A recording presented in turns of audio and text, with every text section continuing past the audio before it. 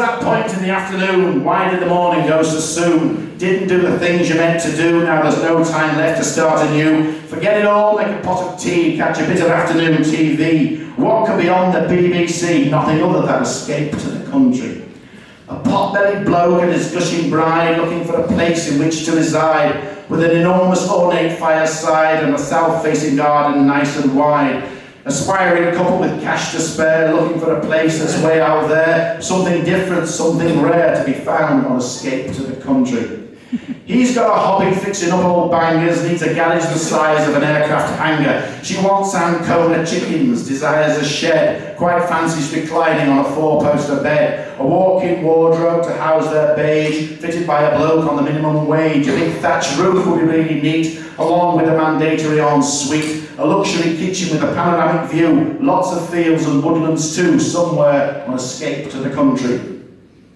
They need a house that's improbably huge, a place to dwell, a rural refuge, far from the madding crowds in the city, out where the landscape is always pretty, seeking a life that's more exciting. He knows where the fish are biting. She's done a master's in creative writing, needs a study with extravagant lighting. She's planning to write some books for kids, so they're planning to make a colossal bid with just £750,000 quid.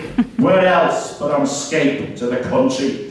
She says they're fond of entertaining and country walks when it isn't raining. Friends and relatives will come in time to a village devoid of any crime.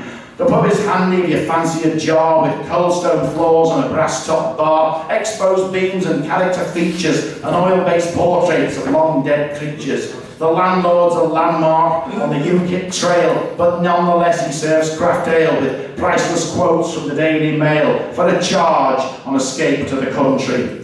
Shropshire, Herefordshire or North Devon, 5 acres of land by the River Severn. He needs somewhere to sail his boat. He's bought a trawlerman's oilskin coat. Some way, somehow they'll stay afloat. Keep merino sheep and Angora goats. Grow carrots, turnips and organic oats. The local Tory will seek their votes, looking for life at a slower pace, soon to be gone without a trace, leaving behind the road and race once they escape to the country. The presenters think they're bee's knees as they flaunt their bogus expertise, pointing out the maple trees while prattling on about rural cheese or other products such as these, dangling yet another bunch of keys, always some riveting place to go, like the Royal Three Counties show, always in the know, presenting escape to the country. So off they go to contemplate and making plans to renovate. Meanwhile I sit in a subdued state, left to reflect and remonstrate. Perhaps I overstress the matter. Maybe it's a folk who like a natter, or brains now prefixed by scatter on days when showers pitter-patter. It's well out of order to take a swipe, picking on people of a certain type, but afternoon telly can be utterly tripe, especially escape